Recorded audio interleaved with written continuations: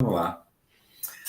Bom, primeiro, então, a gente tem que conversar sobre luz, né? Thaís não vale, você já assistiu alguns slides aqui. Você falou para elas da prova no fim, Mônica? Que vai ter uma provinha no final?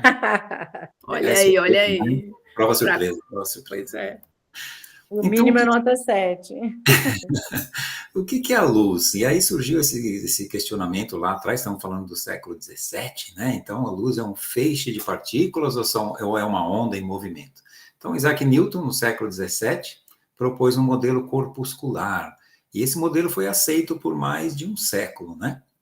Até que o Thomas Young falou, não, a luz eu acho que tem uma natureza ondulatória. E depois o Maxwell, 60 anos depois, a luz é uma onda eletromagnética. E aí, quem será que tinha razão? E aí vem a física quântica, não a física quântica do Instagram aí, né? Física quântica de verdade. A luz é um pacote de energia, então são pacotes de energia que são chamados de fótons, né? E eles se propagam na forma de ondas, e então dão à luz esse caráter dual. Então ela realmente é onda e realmente é partícula, ou seja, de uma maneira bem generalizada assim, todo mundo tinha razão, certo? E o que é o lei? A gente está falando de biofotônica. E o que é a biofotônica? Biofotônica é a utilização de luz na saúde, né? A utilização de luz na interação com tecidos biológicos.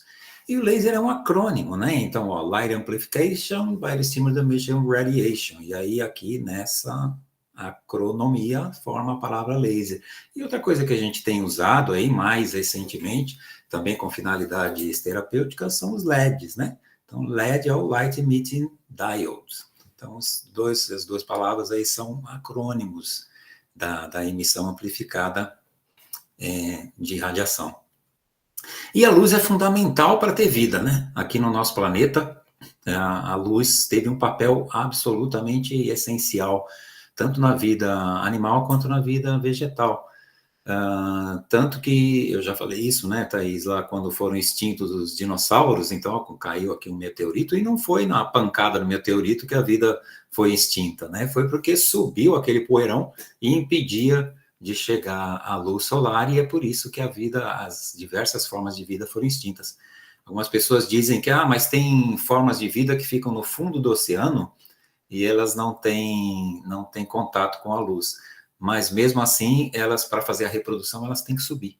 Né? Então, a luz é fundamental para a existência de vida, seja a vida animal, seja a vida vegetal aí no nosso planeta. Os slides estão rodando, está tudo certo, né, Mônica? Então, sim, tudo Tudo certo. certo, tudo Então tá bom. certo. E as aplicações dessa luz que é tão recente, mas tão recente, né? O laser é tão recente que é mais novo que eu. Então, na medicina, na odontologia, na fisioterapia, aplicações industriais e comerciais, código de barra, essas coisas que nem existem mais agora, né? CD, DVD, Blu-ray, tudo isso laser, laser, laser, laser, laser. Muito bem. Joia, mas para a gente usar, e as professoras todas que estão aí com vocês já cansaram de falar isso, né? E é uma coisa razoavelmente recente mesmo, no final da década de 70 para cá, a gente passou a ter todo o funcionamento da saúde, todas as propostas de terapia em saúde baseada em evidências, né? Então, a saúde baseada em evidência, por que ela existe? Ela existe porque não é uma ciência exata, né? A saúde não é uma ciência exata. E aí surgem todas aquelas hipóteses, e se elas funcionam ou não, a gente precisa ter alguma forma de comprovação. Então foram criados, né, Cochrane, e tá aí que vocês sabem o nome da biblioteca hoje, né, métodos estatísticos dessas pesquisas científicas, associados ao conhecimento e com a ideia de minimizar erros, ou seja, a ideia é a gente errar menos, né? A gente ter a possibilidade de errar menos a partir de alguém que já estudou aqueles assuntos antes que a gente. Essa é a ideia da saúde baseada em evidência.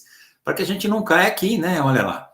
Drops de cocaína para cura instantânea de dor de dentes. Olha que beleza. Por 15 centavos, né? 1885. E curiosamente a propaganda é com crianças aqui, né? Olha que coisa interessante. Então, é isso que a gente não pode mais, né? Então, a medicina baseada em evidência, a saúde baseada em evidência, ela não despreza a nossa experiência clínica, né? Então, muita gente fala, não, mas eu faço isso há muitos anos e funciona e tal. Não é desprezada a sua experiência clínica, como também não é desprezada a expectativa do paciente, né? Então, a expectativa do paciente também faz parte da saúde baseada em evidência, assim como a sua experiência e assim como o que a ciência, o que as publicações têm mostrado aí. Então, a ideia é a gente melhorar a qualidade de assistência, promovendo um pensamento crítico, e selecionar profissionais como vocês que estão aqui, né? Então, que estão com a mente aberta, para a gente tentar novos métodos comprovados cientificamente como eficazes e descartar os ineficazes ou nocivos. Em tempos de rede social, é muito importante, vocês já sabem disso, né? A gente ficar muito atento à pseudociência, né? E a pseudociência, às vezes, ela tem umas armadilhas que consegue nos levar para alguns caminhos, você fala, caramba, até que isso faz sentido, né? Mas quando você realmente leva a fundo e procura estudar isso com mais profundidade do absolutismo científico, você entende que existem essas armadilhas das autoridades, né? As autoridades de redes sociais, e métodos, né? Porque quando você quer falar que alguma coisa funciona baseada em neurologia, por exemplo, todo mundo usa o nervo vago, né? Não, porque o nervo vago, ele vai de cima até embaixo e ele controla tudo e tal. Então, quando começa a falar já do vago, você já fica meio desconfiado, viu? Todo mundo conhece essa pirâmide, né? A pirâmide das evidências, a coisa começa aqui embaixo, opiniões. Na verdade, ela deve começar um pouco mais embaixo, que é o palpite ou a sensibilidade das mães, né? Porque as mães têm essa curiosidade, né? Quando elas falam, ó, leva a blusa que vai chover, chove mesmo. Então, um pouco abaixo aqui da pirâmide ainda existe essa questão da sensibilidade feminina, da sensibilidade materna. Depois a gente sobe para os eu acho, depois a gente vem para os relatos de caso, e assim vamos subindo até que a gente chega a uma meta-análise. Mas por que eu falei que isso não é tão claro e tão preciso assim? Por exemplo, os case reports, eles podem ter uma baita importância, né? Principalmente quando você tem um número baixo de pesquisas, ou quando está surgindo de fato alguma coisa nova, né? Então, por exemplo, a microcefalia causada pelo Zika vírus, como é que foi a primeira identificação, a primeira possibilidade? Um case report, né? Então, olha a importância disso. E tivéssemos nós acreditados, os chineses acreditados, no relato daquele médico lá naquele hospital que falou, acho que tem um vírus respiratório novo aí, né? Então ele estava ali meio que empiricamente fazendo um case report e isso não teria acontecido tudo que a gente passou aí. E ao mesmo tempo que a meta-análise, você tem possibilidade de fazer revisões sistemáticas, e quem já publicou sabe disso, você tem a possibilidade de fazer revisões sistemáticas enviesadas, né? Muitas vezes conseguir publicar o resultado que você gostaria, o desfecho que você gostaria de ter obtido. E aí depois você vai lá e faz uma meta-análise de revisões sistemáticas enviesadas, você vai ter uma meta-análise que não tem um significado científico como a gente gostaria. Então a pirâmide é sempre meio discutível aí. Então a medicina baseada em evidência, ou a saúde baseada em evidência, é uma ferramenta auxiliar da nossa decisão clínica. É isso, ponto. Né? Nem é aquele fantasma todo que se pinta por aí, e também não é menos do que isso. É uma ferramenta auxiliar para decidir. E como é que está a história do laser? Então, eu leio tudo isso para falar como é que é a história do laser. O laser, a gente tem já milhares de estudos bem conduzidos, com boa metodologia. A gente já passou daquela fase, há muito tempo a gente passou da fase do o laser funciona ou não funciona. Né? Isso já está lá atrás. E aí a gente passa a ter segurança, né, para uma prática clínica de um alto nível de sucesso. Eu até comentei com um menino hoje aqui, estagiário, em 2019, esse slide aqui, ele dizia que o Brasil era o segundo país que mais publica biofotônica no mundo, né? E em 2019, o MEC teve aqui na faculdade falando, o Brasil passou a ser o país que mais... Então, o Brasil é o país que mais pesquisa laser no mundo atualmente. Eu gosto bastante desta curva aqui do PubMed, né? Ele mostra para a gente quando o assunto está em alta, quando o assunto é interessante, essa curva é sempre ascendente, tá? Então, quando a coisa está funcionando, ok, 1964, quando se começou a usar o laser até aqui, Olha como é que é essa curva aqui, ascendência, ascendência, ascendência, ascendência. E usando aqui muito superficialmente duas palavrinhas, duas keywords aqui, laser e dentistry, a gente tem aqui nesse período 16 mil resultados. Então, é um número absurdo. E vocês vejam que a maior parte está aqui, ó, nos últimos 20, nos últimos 10 anos, com esse pico aqui também, aqui nos últimos anos, né? Quando é que você tem essa curva invertida quando a coisa não está funcionando, você tem uma curva toda irregular aqui quando a gente ainda não tem comprovação. Então, essa aqui é uma coisa que passa bastante segurança aí para a gente, né? E aí, quanto mais conhecimento, mais iluminado se torna o nosso caminho, né? Você sabe que todo mundo que trabalha com laser, a brincadeira, e que não é bem brincadeira, é que nós somos todos Jedis, né? Todos nós estamos do lado da luz, a gente já fez a nossa escolha de estar do lado da luz aí, certo? Então, um pouquinho de histórico, para a gente quebrar um pouco aí a história da física. Então, biofotônica, o uso da luz na saúde, e a luz como um agente terapêutico é usado há muito tempo, né? O tratamento com a luz do sol, por exemplo, a chamada helioterapia, Antigo Egito, Roma, Grécia, civilizações antigas já usavam a luz do sol, né? Todo mundo já deve ter visto aqui esse quadro aqui do tratamento de pacientes tuberculosos, eram tratados com a exposição, seja do leito, ou seja das próprias criaturas aqui sentadinhas expostas ao sol. Na China antiga, curiosamente, tinha uma coisa, olha só, homens eram tratados com a luz do sol e mulheres eram tratadas com a luz da lua. Olha que coisa interessante, né? E aí, em 1903, olha o que a gente tinha lá atrás, no começo do século XX. A utilização da radiação ultravioleta. Né? O laser não tinha sido inventado ainda. A gente estava, em 1903, lâmpada incandescente, ainda estava muito no começo, né? Então, a utilização da radiação ultravioleta para tratar lúpus. Olha que resultado. 800 pacientes com 60% de resposta completa, 25% de bons resultados, 12% com algo melhor e só 6% não responderam. Como é que era feita essa irradiação? Vocês sabem que a radiação ultravioleta faz mal, né? Ela é prejudicial. Mas como é que isso era feito? Uma máquina, então fazia ali, tirava o sangue da pessoa, né? Aplicava a luz ultravioleta em cima e depois botava o sangue de volta, né? Um precursor aí, meio que um precursor do ILIB. E aí essas pesquisas começaram a crescer, chegando ao ponto de se utilizar para tratamento de infecções bacterianas e tal. Então, pneumonia, septicemia, botulismo, flebite, etc. Mas, aí no período ali, mais ou menos da metade do século XX, né, na guerra, no pós-guerra, o Alexander Fleming, então, levantou lá a penicilina a partir daquele acidente lá que aconteceu, né, meio que sem querer, ele descobriu os antibióticos, e os antibióticos mudaram a história da humanidade, né? A gente começou lá com uma expectativa de vida no começo do século de 38 anos e chegamos agora perto dos 80, né? E tudo isso aconteceu no final do século XIX e no século XX.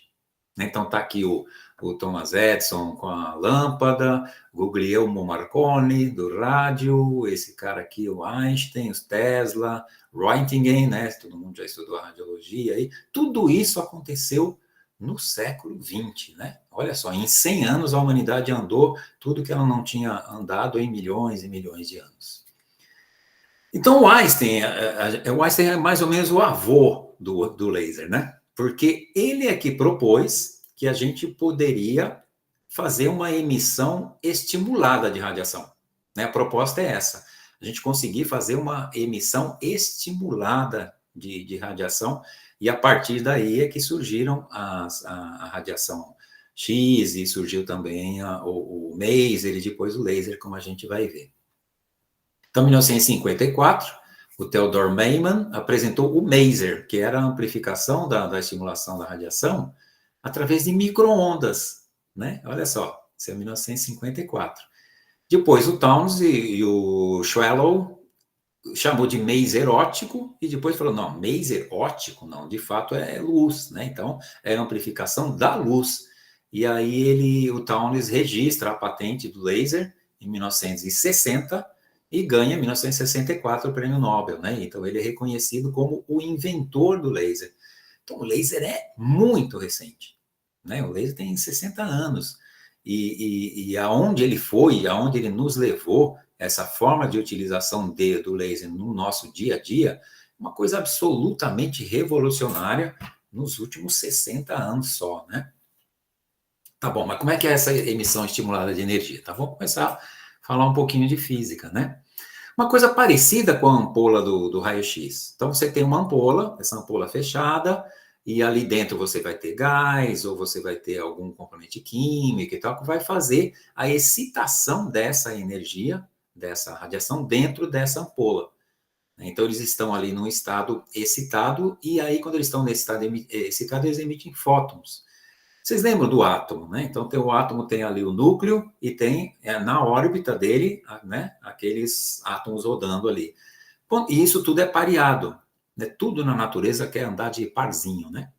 E isso tudo é pareado. E quando você faz uma estimulação, você faz o despareamento. Então, você tira o parzinho, você desfaz o parzinho. Quando você desfaz o parzinho, isso passa a ser uma espécie reativa. Passa a ser uma espécie reativa. Ele está buscando parear de novo. Ele quer voltar a parear de novo. E quando ele consegue fazer de volta esse pareamento, ele emite um fóton. Então, essa volta da energia para esse pareamento vai emitir um fóton lá dentro. Então, você tem uma cavidade óptica, como eu falei, parecida com a câmera do raio-x também. E lá dentro tem um meio ativo. Esse meio ativo depende de qual é o tipo de laser. Vocês já viram, né? O laser tem lá o alumínio, o molibdênio, o arsênio.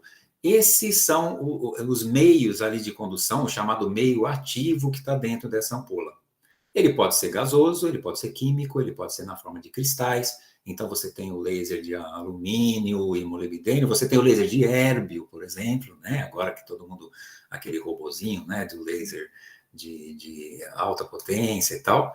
Então, isso determina aí como é que vai ser feita essa emissão. E igual o raio-x, é um jogo de espelhos, né? Vocês lembram disso? Então, o raio-x está aqui, você faz a emissão. Esse jogo de espelhos faz com que essa radiação saia num determinado buraquinho ali, certo?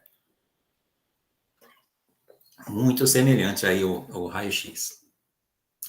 Então, e a fonte de energia? A fonte de energia ela pode ser elétrica, ela pode ser luminosa. E aí isso é alimentado em duas formas. Isso é legal quando a gente vai fazer você já vai passar a você escolher qual é a forma que você vai usar. Então, vocês vão estar trabalhando aí na clínica. Eu não sei se já estão trabalhando com laser de alta, né? Eu acredito que não, é isso? Alta ainda vocês não estão, né? Ou já estão? A gente tem um laser de alta na faculdade, lá na dentística, o professor Sérgio e o professor Carlos. Legal, legal. Na estômato, a gente usa só o de baixa potência. Ok. Então, o de baixa potência, via de regra, ele é contínuo, né? Então, ele tem essa emissão contínua. Existe a possibilidade de você usar pulsado ou chaveado, né? Então, o contínuo é aquela emissão contínua e o chaveado, ele emite, para, emite, para. E eu consigo, inclusive, determinar qual é o comprimento dessa onda que eu quero usar. Então, você vai fazer ali uma frenectomia, por exemplo. Então, você vai dar a preferência para o modo pulsado para fazer um menor risco, por exemplo, de carbonização do tecido. Então, tem alguns equipamentos até mais modernos que eles já têm o chaveado como primeira escolha, sabe? Mas se não, quando você vai operar, você consegue escolher. Mas às vezes você vai pegar um freio muito mais fibroso, por exemplo, e aí você vai poder mudar esse do chaveado, né, do key switch, você vai mudar para o contínuo. Né? Então, você consegue fazer essa opção aí para utilização também. Então, a contínua é contínua e a outra tem uma emissão e depois essa emissão é relaxada, tá?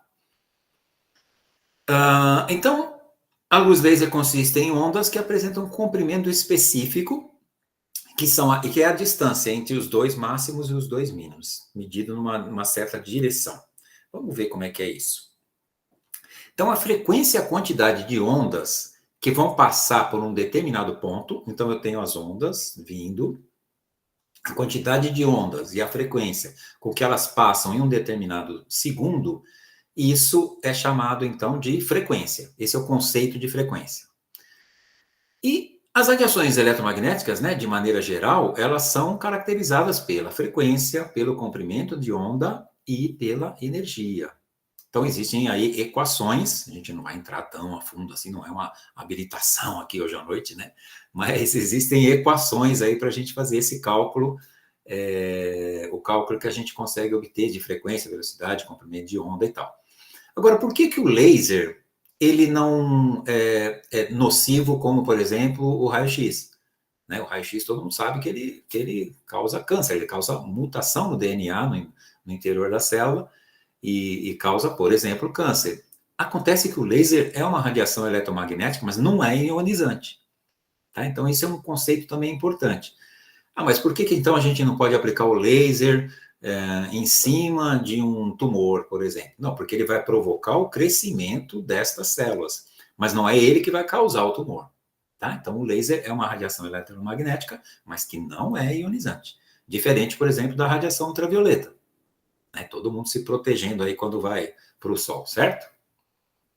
Mas então, em relação à luz comum, né, que está acesa aqui, iluminando tudo, está iluminando vocês aí, qual é a diferença? Por que o laser tem essas características aí? Primeiro, ele é monocromático. Então, ele não tem aquele prisma de cores que, quando se unem, vai dar uma cor, por exemplo, a lâmpada branca, né?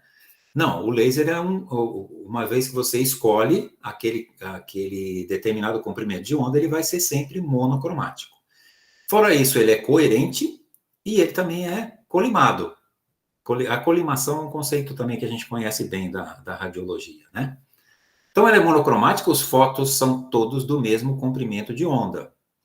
Se propaga na mesma direção, portanto, por isso é chamado de coerente.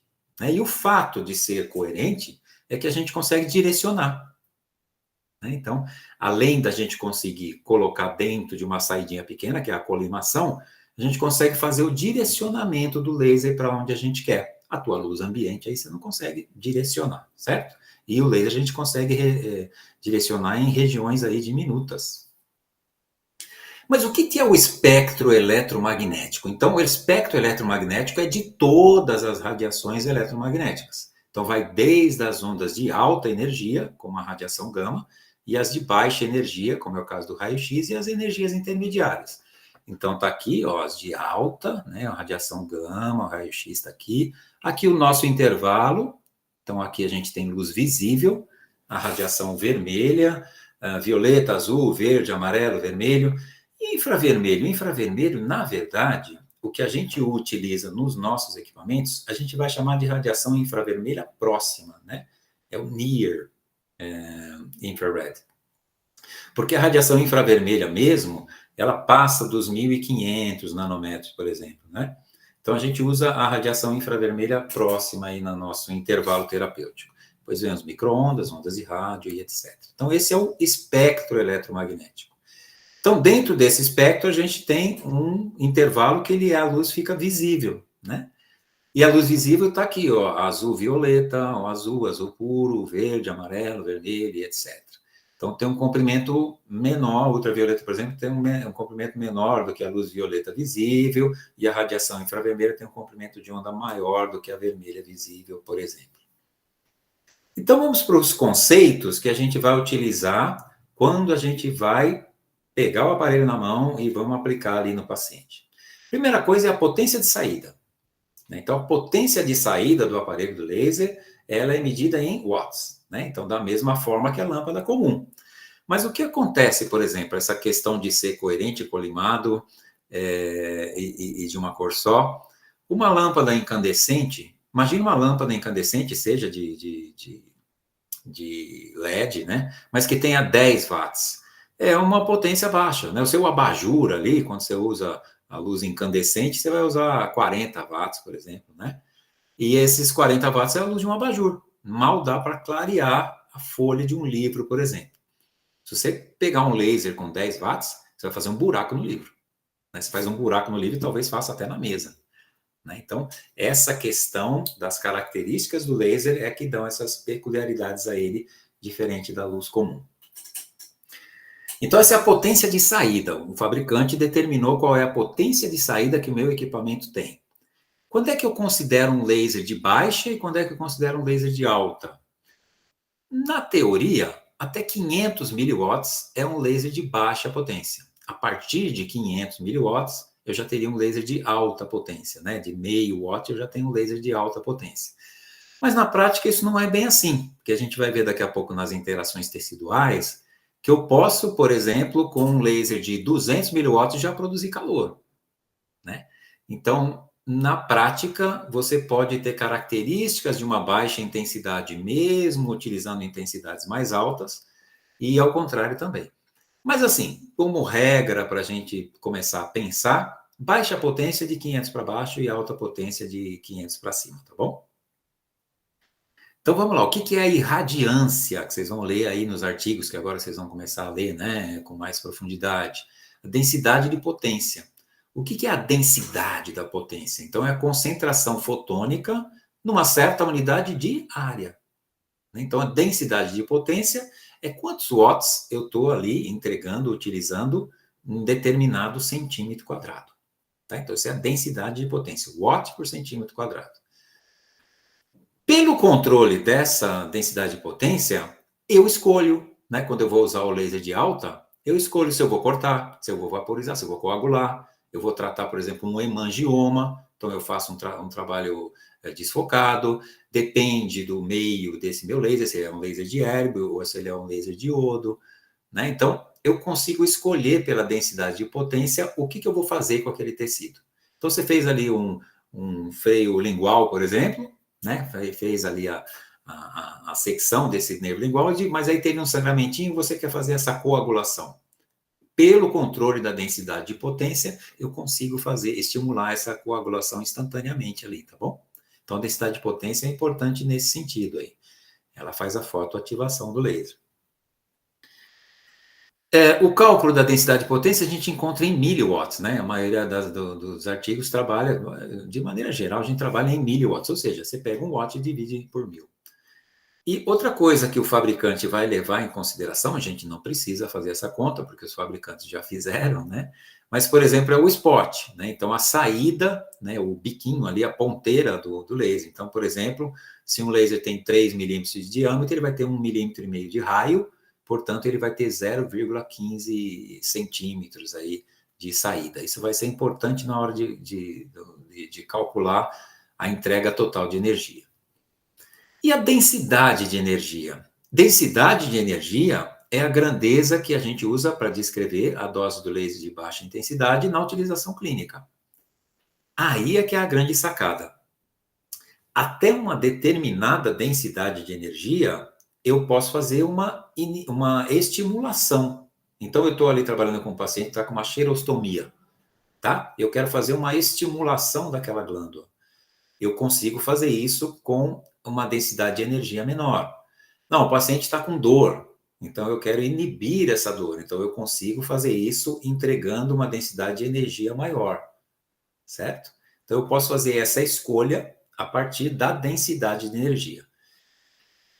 Como a gente já viu, ela não é a única variável que você vai usar, né? Então, você pode variar a densidade de potência, você pode variar o tempo de exposição, você pode variar. Existiam até equipamentos em que você escolhia até a potência de saída, né? E hoje ainda isso é possível em alguns equipamentos. Então, tem algumas variáveis que você vai poder escolher aí para a sua finalidade clínica.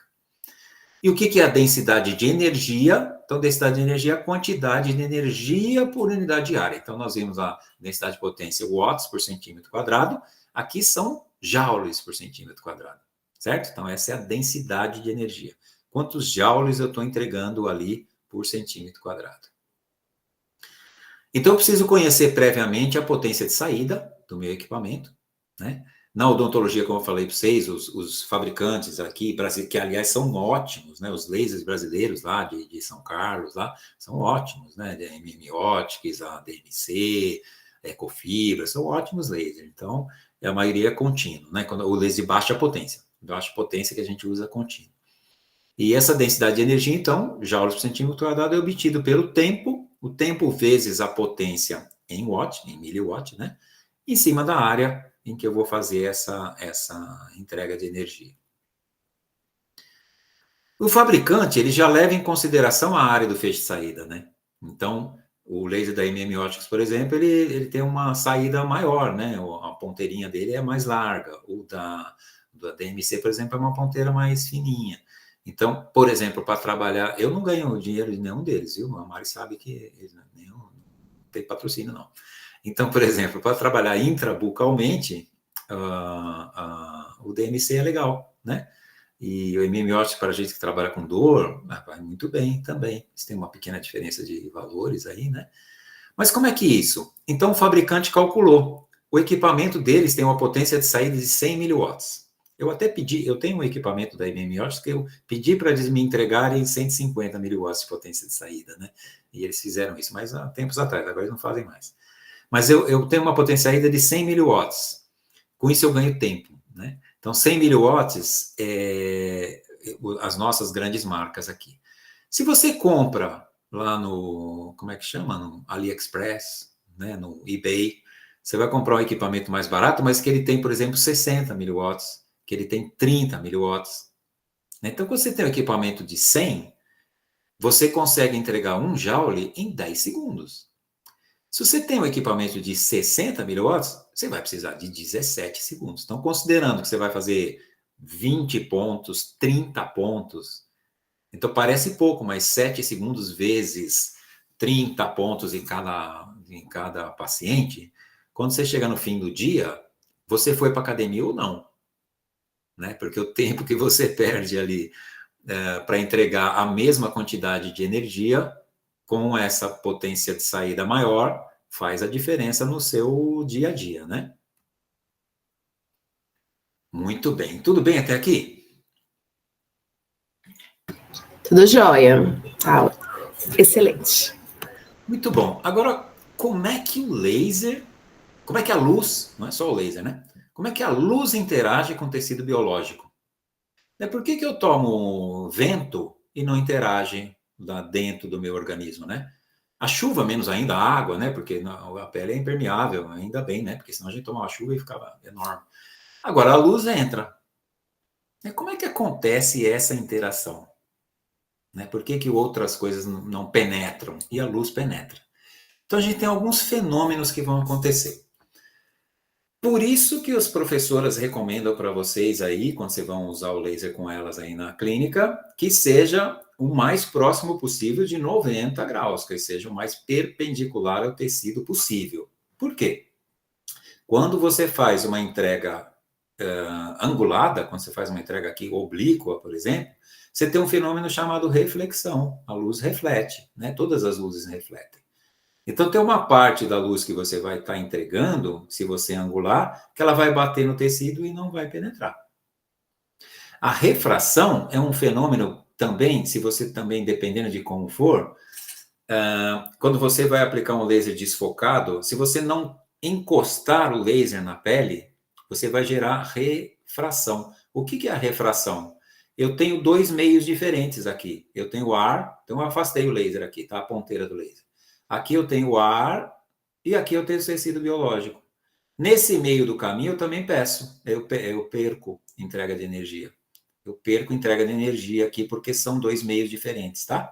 Então, por isso, o equipamento tem que ser encostado na pele. Claro, você não vai encostar no meio de uma úlcera aftosa enorme ali, né? Claro. Mas sempre que possível, você vai fazer o toque no tecido e sempre que possível você vai fazer perpendicular, para não ter o fenômeno de reflexão e refração.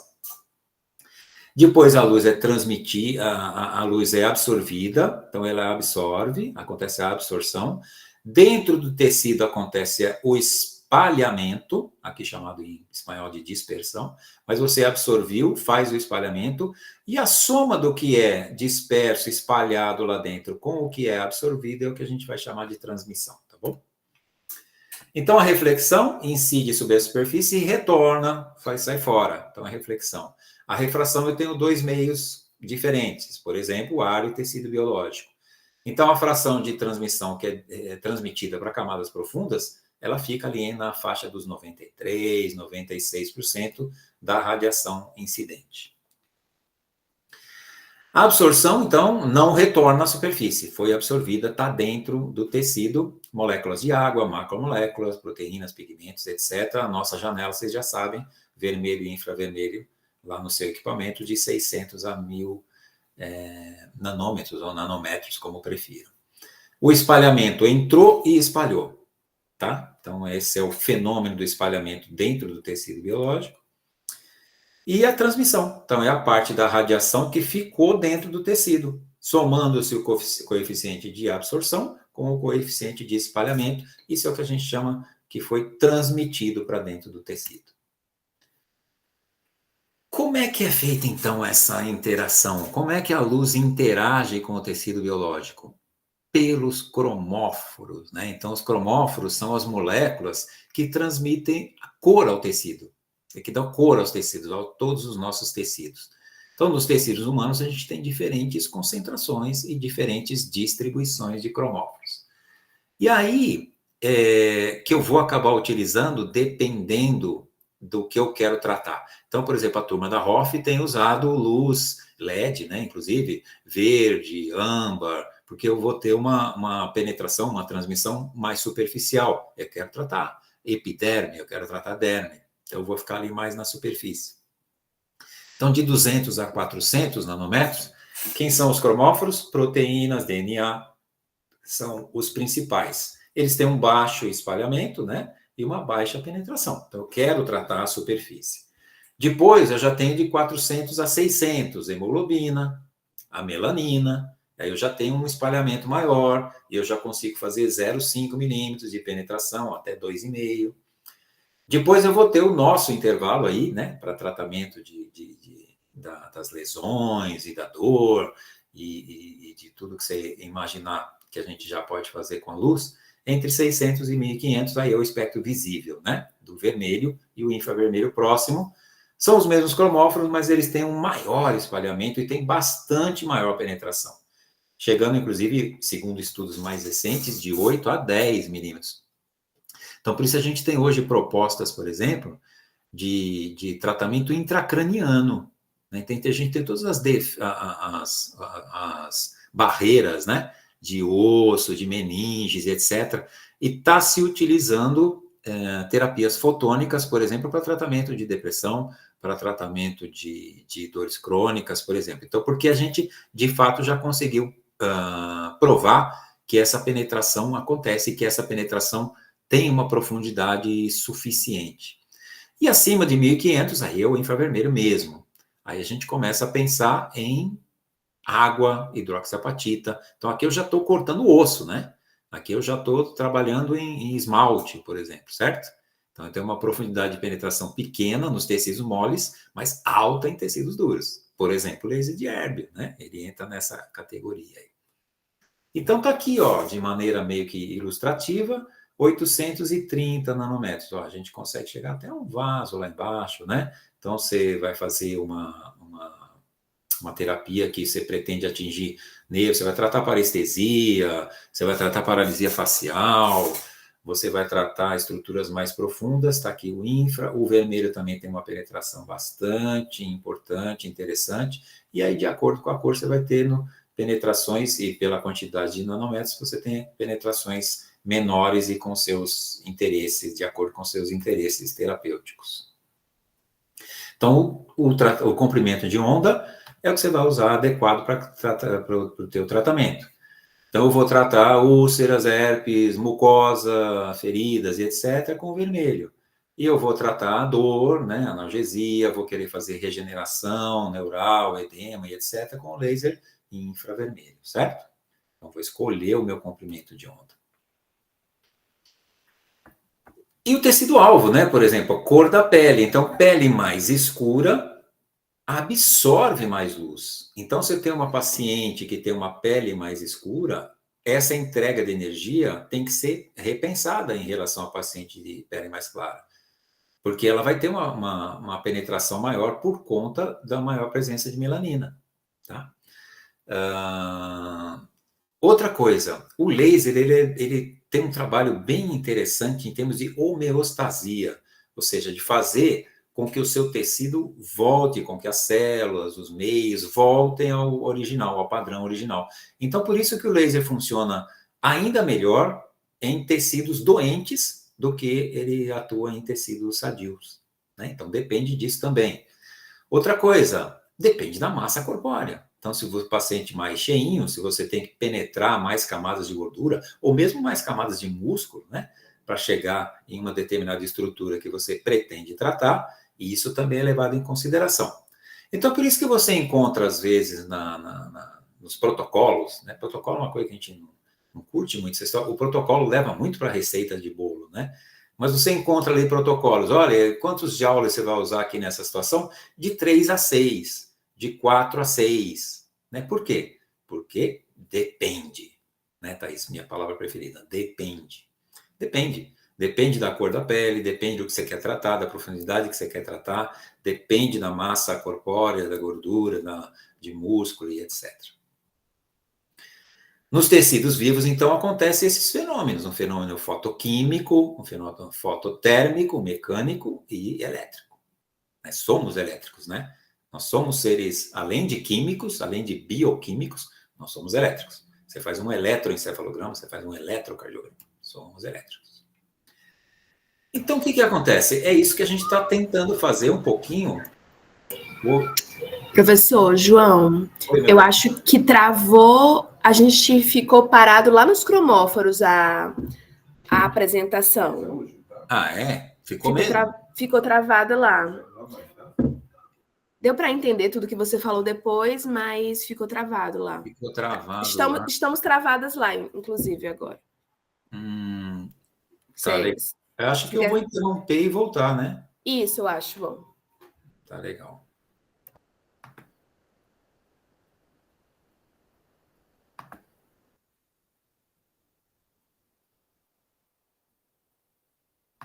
Vamos lá, cadê vocês? Tá aí nos cromóforos, né? É esse slide aí? Tá nos cromóforos. É esse, né? Agora passa para o próximo para ver se a gente consegue passar. Não, mas não, ele tá aberto em tela inteira, não, né? Tá em tela inteira. Ah, para mim não tá. Ok, vamos tentar o próximo. Não. Foi? Não, né? Não. Ah, tá. Então eu vou interromper mesmo Isso, compartilhamento.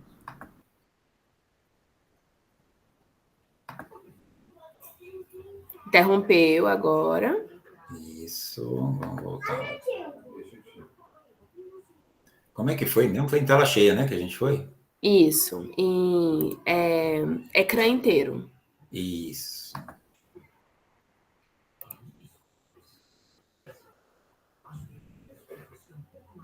Vai abrir. Tá aparecendo já. Pronto, agora sim. Mas tá em tela inteira? Ainda não. Ah, ok. Agora sim. Aí, então tá bom. Então aqui eu estava falando da profundidade, né, de penetração, tudo bem? Bem. Tudo. Sim, tudo certo. Joia. Então vamos lá. Ih, travou aqui, peraí. Aqui tá mexendo tudo. Para mim travou. Não estou vendo a mudança dos slides. Para a gente estar parado lá na imagem das cores. Ah, então. É aí que tá travado mesmo. Interrompe e bota de novo, talvez. Isso, vamos interromper.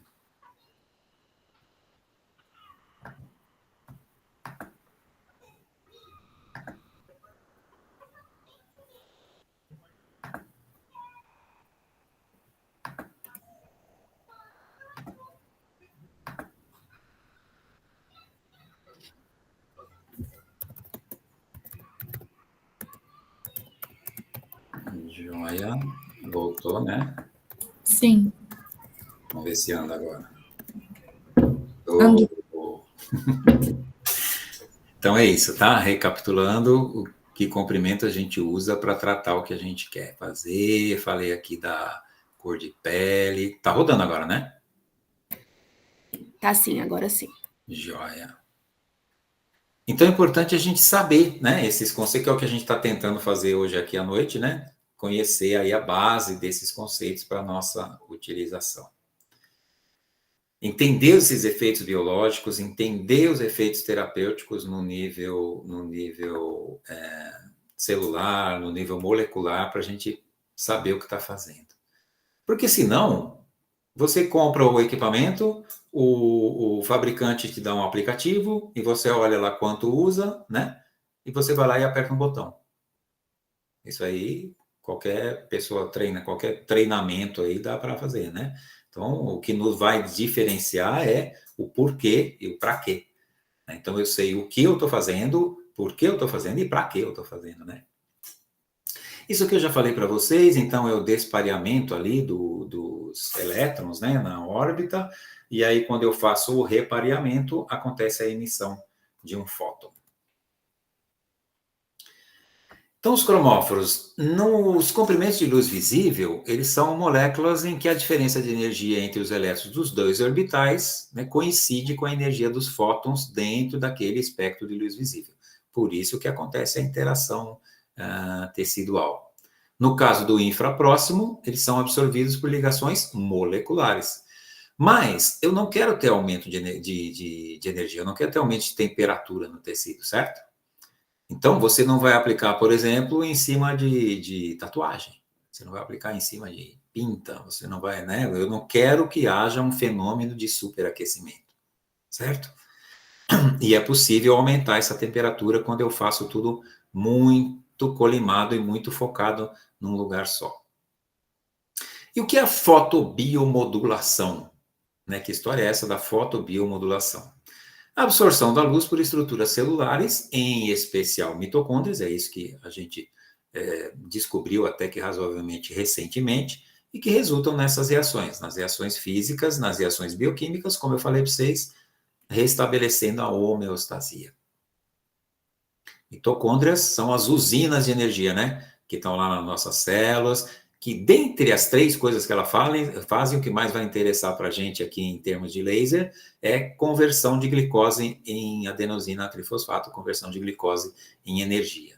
A mitocôndria tem 2 membranas e tem ali, né, as peculiaridades, a matriz, a membrana interna, a membrana externa, DNA e ribossomos. E então a gente consegue o espalhamento e absorção de luz dependendo do comprimento de onda. Basicamente, essa enzima, a enzima citocromo C oxidase, é o fotoabsorvedor primário. E ela está nas membranas da mitocôndria.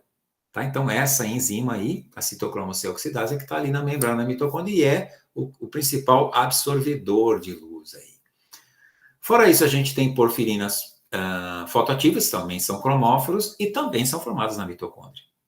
Né? Tem a absorção entre 400 e 600, e aí a gente tem os fenômenos de oxidação e os fenômenos antioxidantes, né? Então, de uma maneira inicial, vamos chamar assim, o laser promove até um certo grau de oxidação, mas com a intenção de que esse certo grau de oxidação estimule o nosso organismo a produzir as defesas de antioxidantes. Então, por exemplo, tem uma superenzima chamada superóxido dismutase. Essa superóxido dismutase é a principal enzima antioxidante. Então, nós estamos aqui oxidando o tempo todo, estamos enferrujando o tempo todo, né? Mas, felizmente, a gente tem esses fenômenos antioxidantes. E o laser promove a partir daí. A partir daí é que ele promove. Então, quando você tem um tecido sofrido, a respiração mitocondrial está prejudicada. A mitocôndria respira. Tem gente que até coloca a mitocôndria como um ser vivo dentro do ser vivo, né? E essa respiração mitocondrial ela está prejudicada por conta do óxido nítrico. O óxido nítrico, é claro, tem um monte de benefícios que ele também faz. Ele faz, por exemplo, vasodilatação. Mas o óxido nítrico, em excesso, ele vai gerar radicais livres. E os radicais livres é que vão fazer os fenômenos de oxidação. Então, quando eu consigo controlar essa emissão de óxido nítrico, a interferência do óxido nítrico em cima da mitocôndria, eu faço com que a minha mitocôndria restabeleça a sua respiração normal. E ela estando normal, fazendo a sua respiração normal, ela consegue fazer, gerar ATP, consegue fazer a oxigenação dos tecidos e tal. Flavoproteínas também são fotoabsorvedoras, então elas reduzem o estresse oxidativo. O estresse oxidativo é isso, né? Então eu tenho fenômenos que estão oxidando, que estão um exagero de oferta de oxigênio ali, né? E está aí na fotossíntese também, no reparo de DNA. Está rodando? Estando na fotobiologia tecidual, evidências sugerem? Sim, estamos. Então, as mitocôndrias são os responsáveis pela resposta celular a lasers de baixa intensidade, pelo aumento da síntese de ATP, pelo aumento da RNA e síntese de proteína. Então, um exemplo, por exemplo, quando você vai trabalhar um músculo que está em fadiga. Vocês lembram lá da contração? Aula do Wagner de Oliveira, hein? Olha lá, hein? Quem faltou na aula aí. Então, tá lá a contração actina, miosina, né? Faz a contração. Isso depende de cálcio, depende de magnésio, lembra disso? Então, faz ali a contração e o relaxamento. Contração e relaxamento. Mas aí eu pego um cara com uma hipercontração, por exemplo, o bruxismo aí, né? Bruxismo em vigília. Ele contrai, chega a formar aquele nozinho no tecido, né? Por quê? Porque esse tecido usou todo o ATP, usou todo o oxigênio na contração. Só que o fenômeno de relaxamento, ele também é ATP dependente. Então, eu preciso de um mecanismo, né? Eu preciso de um estímulo, de uma terapia, que faça com que eu faça ali um maior aporte sanguíneo, melhores, tire dali os infiltrados inflamatórios e traga ali para essa área mais energia para que eu consiga fazer o restabelecimento da homeostase ali daquele tecido. É assim que o laser funciona. Então, por isso que ele funciona tão bem nessas situações, por exemplo, de contração muscular, né? E de onde surgiu o termo fotobiomodulação? Porque eu faço com a luz o que eu quiser. Eu posso estimular, né? Tem certas situações que eu quero fazer uma estimulação. Por exemplo, cicatrização. Por exemplo, eu falei de xerostomia, por exemplo, né? Então, eu quero estimular. Então, eu consigo fazer isso com luz. Não, eu quero inibir. Eu quero diminuir aquela resposta. Eu também consigo fazer isso com luz, né? Então, por isso que se chamou de modulação. É num tecido biológico, é a luz. Então, fotobiomodulação. Esse é o novo termo aí, né? Desde 2016. Então, vamos lá. Um pouquinho de prática aí, né? Um equipamento de 30 miliwatts e eu quero entregar 3 joules, eu quero entregar 3 joules de energia. Então, eu vou ter ali os 3 joules que eu quero entregar, dividido pelos 1000, né? Que é em miliwatts, vezes o tempo. Então, eu vou ter 3 sobre 0,03, vai ser igual ao tempo. Portanto, para eu entregar, no equipamento de 30 miliwatts, para eu entregar 3 joules de energia, eu preciso de 100 segundos. E o nosso equipamento de 100 miliwatts, eu quero entregar 3 joules, eu vou precisar de 30 segundos. Eu vou precisar de 1/3 daquilo. Beleza? Então, a gente começa a fazer as continhas aí. Saiu da física e entrou um pouco na matemática também. Então, se a potência ficar muito concentrada numa determinada área, uma área muito pequena, ou que tenha uma pigmentação mais intensa, eu posso fazer um aquecimento tecidual.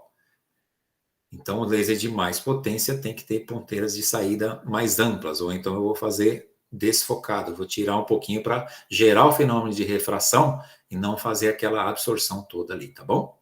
Então, vamos fazer esse exercício aí, ó, me responde aí. Um equipamento de 50 miliwatts e eu quero aplicar 2 joules. Quanto tempo? Em um equipamento de 100 miliwatts eu quero aplicar o dobro, 4 joules. Quanto tempo? Me conta aí. Mariana... Livinha. Pai, eu faço odonto, não sei fazer conta. Oh, meu Deus do céu. Já. Mônica, anota aí, ponto negativo. Um equipamento de 100... Tô anotando. Anota aí. 100 miliwatts, então, o fabricante já calculou isso para mim. 1 joule são 10 segundos. Então, no equipamento de 100 miliwatts, eu quero aplicar 4 joules, eu vou entregar 40 segundos. Agora, se o equipamento tiver 50 miliwatts, 2 joules vai dar esses 40 segundos. Certo? Beleza? Decorei, ok. Aí, tá bom. Outra coisa, em termos práticos também, deixa eu ver que horas são. Nossa, já passei até da hora aí. Mas vamos lá. Na odontologia, uma coisa importante, a gente precisa aferir esses equipamentos, tá? Porque assim como acontece com o seu esfigmomanômetro, enfim, com tantos equipamentos eletrônicos, eles precisam de equipamentos de aferimento, né? Então, você precisa que o laser seja aferido pelo menos uma vez por ano. Claro, depende de quanto você usa, né? Eu uso, quem já veio aqui, eu tenho um em cada sala aqui, a gente usa o tempo todo o laser de baixa. Então, eu tenho aquele equipamento, a MMOS não fabrica mais, né? Que é o Laser Check. O Laser Check, você vai lá e bota o equipamento em cima e vê quanto ele está entregando de potência de saída. E às vezes é uma surpresa, porque às vezes equipamento de 100 mW, você coloca ali, vai aferir, ele está entregando 40 mW, está entregando 10 mW, né? Então, ele não está funcionando porque ele está desregulado. Você tem que mandar para o fabricante. Manda para o fabricante faz essa correção e te entrega, te devolve com a potência de saída original. Então, resumão dos conceitos básicos.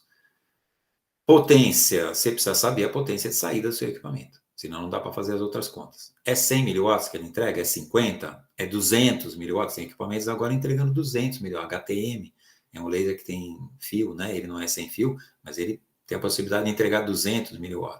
Então, você precisa saber a potência de saída do seu equipamento. A energia é em joule, a potência miliwatt, e isso vezes o tempo. A densidade de energia, quanto eu estou entregando de energia naquela área. Então, joules por centímetro quadrado. Aquela área vai ter a absorção, a transmissão, o espalhamento, quanto eu entreguei naquela área. Então, isso é a densidade de energia. O tempo de tratamento necessário para transferir essa energia para o tecido são continhas de regra de 3, né? São as fórmulas aí, na verdade, são formulinhas de regra de 3. Comprimento de onda, vermelho e infravermelho próximo, diferente profundidade, diferente penetração. Diferente comprimento de onda, diferente profundidade, diferente penetração. Lembrar que o ângulo de incidência é o mais perto possível de 90 e leva em conta idade, condições sistêmicas, cor de pele e etc. E aí, laser tem contraindicação? O que a gente encontra por aí? Não, a gente usa laser para tratar tumor. Né? Por exemplo, a terapia fotodinâmica, em que você emprega, por exemplo, o azul de metileno ou cúrcuma, você faz com que aquele tecido, ou aquelas bactérias, ou aquele micro-organismo, né, bactérias, fungos e etc., absorvam aquele fotossensibilizante, e aí você joga a luz em cima, por exemplo, para tratar. Essa foi a ideia original da terapia fotodinâmica, impedir a proliferação de tecidos tumorais. Tá? Então, é possível tratar tumores com laser. Agora, nós estamos falando do nosso laser de baixa que você vai usar aí na tua clínica amanhã cedo, certo? Então, se tiver uma suspeita de área tumoral, você não vai aplicar em cima, porque ele aumenta essa atividade. Portador de marca-passo consta como contraindicação, mas, você tem que apontar o laser em cima do marca-passo e deixar um tempo suficiente para fazer ele esquentar.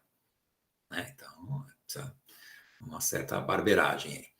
Gravidez é o de sempre, né? A gente não tem gente com coragem suficiente para fazer estudos com grávidas, né? Vamos fazer um grupo com grávidas, um grupo com controle. Se as crianças morrer é porque não pode usar, né? Então, mas, por exemplo, o professor Carlos de Paula, lá do Lelo, da USP, ele conta uma história que aconteceu com ele. A paciente veio grávida, precisava fazer essa aplicação, e ele falou, caramba, você está grávida de quanto tempo? 8 semanas, tal. Não sei, estou meio na dúvida, eu vou pensar, volto amanhã. E ela abortou de noite. Olha só. Então, se tivesse acontecido isso, se ele tivesse usado o laser, iam botar a culpa no laser dele, né? Então, assim, a gente não tem estudos que suportem isso. Teoricamente, a gente não tem contraindicação para grávida. Tá? Não tem. Eu tive uma assistente minha que ela estava grávida e ela teve um zoster. E ela fez terapia fotodinâmica no zoster, na costela com o barrigão lá, né? Então, assim, teoricamente não existe, mas está aí na literatura. Epilepsia, qualquer fonte de luz, o refletor. O teu refletor aí, se for direcionado para o olho no epilético, pode desencadear a crise, né? Então, assim, essas são as contraindicações de maneira geral. E para a gente terminar, biossegurança, né? Então, profissional, paciente, meio ambiente, você cansa de ver post de rede social, eu estou usando laser sem proteção, né? Tem um monte disso. Então, biossegurança é o conjunto de ações voltadas para a prevenção, e como a gente conversou semana passada, né, Thaís, os dentistas deram um show de biossegurança, né? Como a nossa categoria é focada e tem as ações de fato voltadas para a biossegurança. Eu até contei lá para os alunos da Unicamp um trabalho que foi feito no Canadá, e os médicos canadenses, 3% dos médicos canadenses têm a preocupação de desinfetar o estetoscópio. 97% dos médicos canadenses nunca desinfetaram o estetoscópio. Olha só que legal. Então, isso é biossegurança, né? O óculos, não adianta comprar aqueles óculos da Praça Santos Dumont aí, tá? Lá do parquinho, precisa ter o comprimento de onda adequado. Eu sei que é caro, né? Um óculos de laser de alta, eu tenho o Tera aqui, esse óculos custa quase R$2.000, né? Mas os óculos aí para o laser de baixa são óculos caros, mas tem que ser, né? Porque quando a radiação ultravioleta, ela tem que ser bloqueada. E a radiação laser ela tem que ser bloqueada. Então tem que ter o comprimento adequado aí, né? O equipamento vem com o manual de segurança, a gente sabe a classificação exata do laser. Os lasers têm classificações do que eles podem fazer de mal até o que não. O laser vem com esse adesivo, não é obrigatório você ter esse adesivo onde você vai usar o laser, mas é recomendável que você tenha, né? O perigo de raio laser. E a ponteira tem que ser envolvida por um filme plástico descartável. Então, isso tem um trabalho da Patrícia, que ela mostrou, ela fez a comparação do saquinho de sacolé, chup-chup, sei lá como é que depende da região, cada um chama de um jeito, né? E que não seja opaco, né? Claro, com o Magipack, né? Com o filme de PVC. Um tem 0,03, o outro tem 0,09, então é desprezível o quanto você perde, e ainda mais se você pensar no benefício que você está tendo em termos de biossegurança. Então precisa envolver a ponteira com o plastiquinho. E em conclusão, vocês estão começando agora, vamos começar esse grupo de estudo, eu quero que vocês contem comigo, eu quero que a gente esteja junto, que a gente cresça junto, que a gente estude junto, todo mundo aprende com todo mundo, né? A biofotônica, ela é tão efetiva quanto é apaixonante. Quando vocês começam a trabalhar com luz, você fala, caramba, não quero mais saber de outra coisa. Você fazer uma frenectomia, por exemplo, que vocês vão fazer, ou fazer uma biópsia aí, né?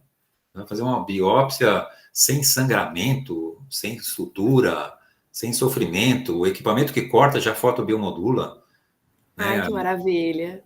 Paciente não precisa nem de analgésico. Quantos pacientes... se for menino, né? Se for homem, até precisa de analgésico e tal, não sei o quê. Mas se for mulher, não precisa nem de analgésico.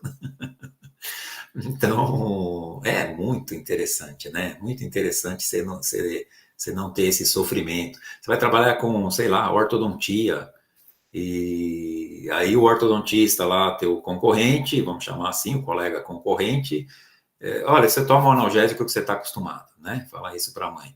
Você não, você vai lá e faz uma fotobiomodulação e não dói a ativação do equipamento. Puxa, isso também tem uma questão aí de além da compaixão, né, do sofrimento, da dor, também tem uma questão de marketing aí também, né? E essas evidências nos mostram para muitas soluções. Então, por exemplo, terapia fotodinâmica, que a gente vai estudar juntos, talvez. Há 40 anos que a gente não tem uma nova classe de antibióticos, né? Uma nova família de antibióticos. E a gente está pensando aí nas superbactérias, né? E a terapia fotodinâmica surge como uma possibilidade de controle dos micro-organismos, sejam fungos, sejam bactérias, sejam vírus, a partir de luz. Fazendo a fotossensibilização desses micro-organismos, joga a luz e esses bichinhos morrem, né? Então, tudo isso está surgindo e está crescendo. Precisa conhecer os fundamentos, os parâmetros, conhecer mais a fundo, aqui a gente passou aí superficialmente, mas acho que já deu para passar uma ideia razoável, né? E outra coisa, protocolo não tem receita de bolo. Ele tem que ser individualizado, né? E você até começa com uma certa energia, um determinado tratamento, e depois você vai mudar essa energia de acordo com a resposta do paciente, né? Então, o protocolo serve aí meio de base ali, mas é individualizado. Com certeza vai ser cada vez mais individualizado. Martin Luther King, a escuridão não vai te levar para fora da escuridão. Só a luz é que pode te levar para fora da escuridão, assim como o ódio não vai te levar para fora do ódio. Só o amor é que pode fazer isso. E é isso que eu acho que a gente está fazendo aqui, né? Se estamos aqui juntos à noite, terça-feira, é porque a gente gosta de cuidar de gente, não é isso? E porque a gente tem esse amor pelo que a gente faz. Esses são os meus contatos pessoais de verdade aqui, meu celular mesmo, né? E aqui o meu e-mail e tudo mais. Aqui o resto da família, né, Mari? Tanto aqui o Juliano, tá aqui a Elaine. Essa senhora aqui do meio, a gente está tentando que ela adote a Mariana, mas a gente está com uma certa dificuldade. Eu gostaria bastante. Mas ela não topou, por enquanto ela ainda não topou. Adoção. Muito bem. Opa! Achei que eu tinha caído. Não, estou aqui.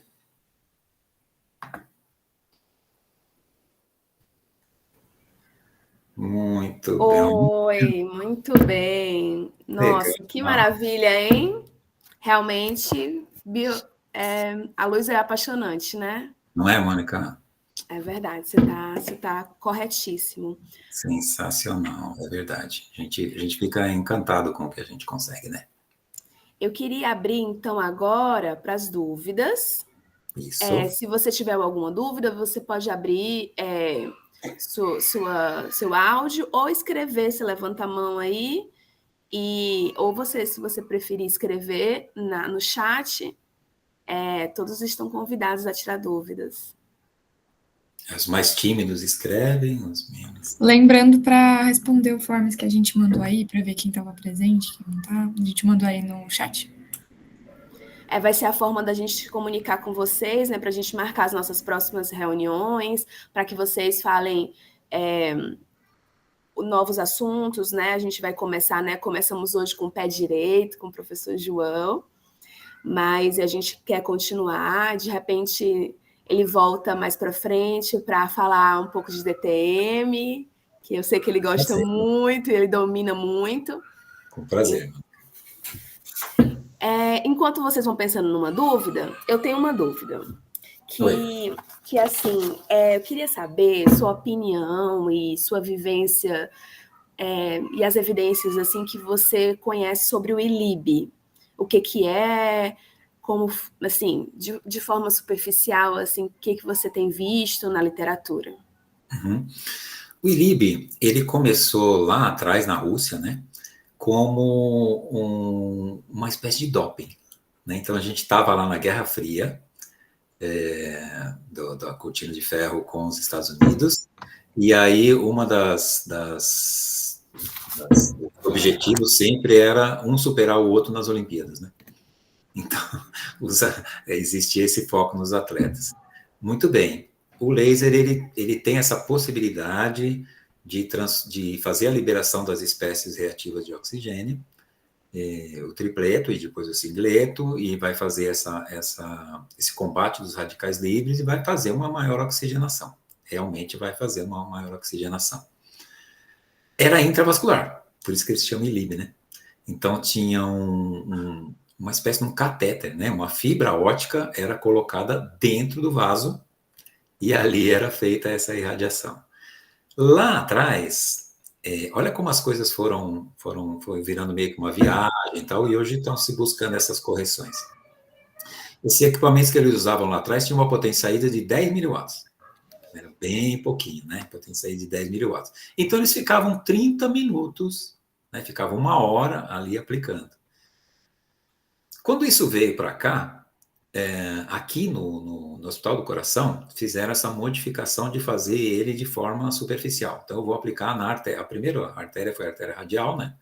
E vou aplicar em cima da artéria radial o vermelho para fazer essa oxigenação, e essa oxigenação promover uma melhor resposta e tal. Só que se manteve os 30 minutos ou 1 hora. E por que isso? E a gente ainda escuta, Mônica, a gente ainda escuta professores falando, esse é o tempo que leva para o sangue circular. Você já pensou se o sangue levasse 30 minutos para ser? A gente estava tudo coagulado. Né? Então, um cara de 80 quilos que nem eu leva talvez, no máximo, 3 minutos, né? Então, os protocolos estão mudando.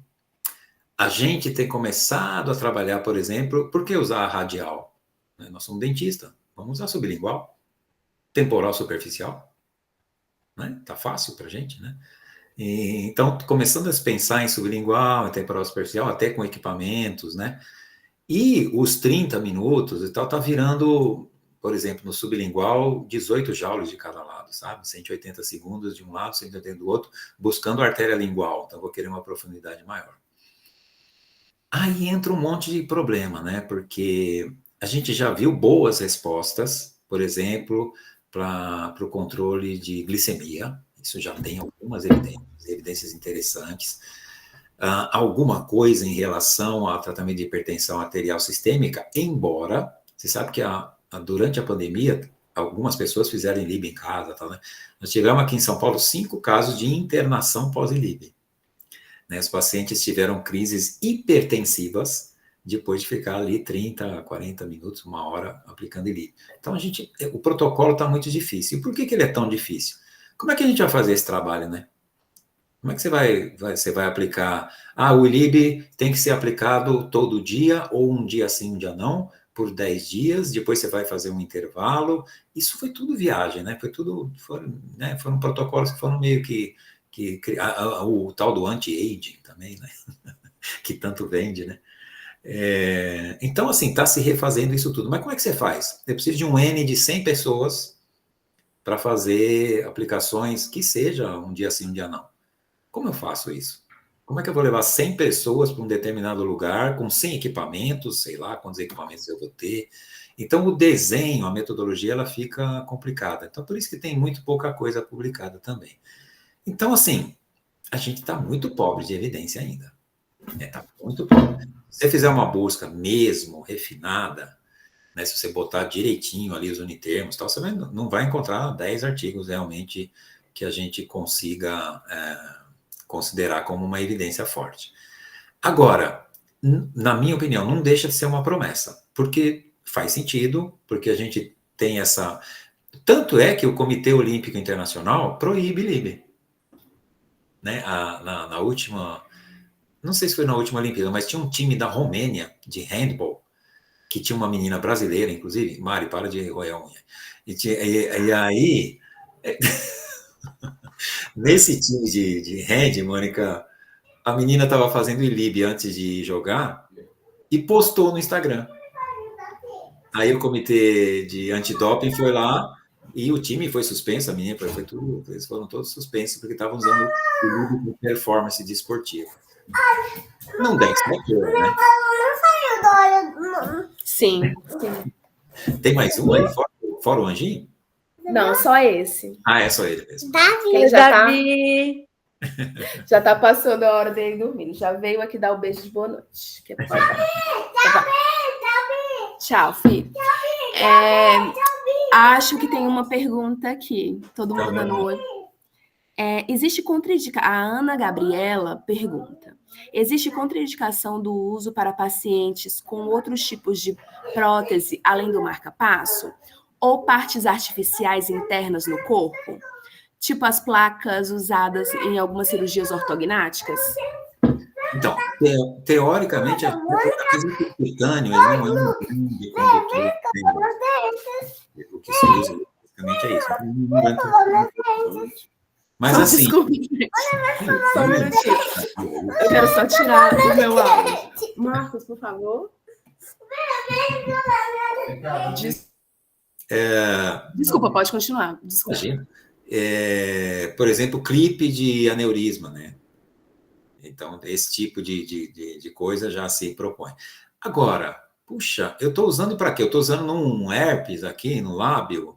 O que isso me interessa se a pessoa tem um joelho de prótese, né? Então, assim, precisaria estar direcionado para aquilo. Você pensou na cirurgia ortognática com razão, mas para fazer esse efeito térmico, um 100 miliwatts num comprimento de onda que a gente usa, vermelho e infravermelho, ele não vai aquecer.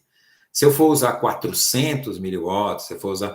Tem um fabricante... Semana passada eu fui no lançamento de um... Não vou falar marca comercial aqui, né? Ou vou, né? Sei lá.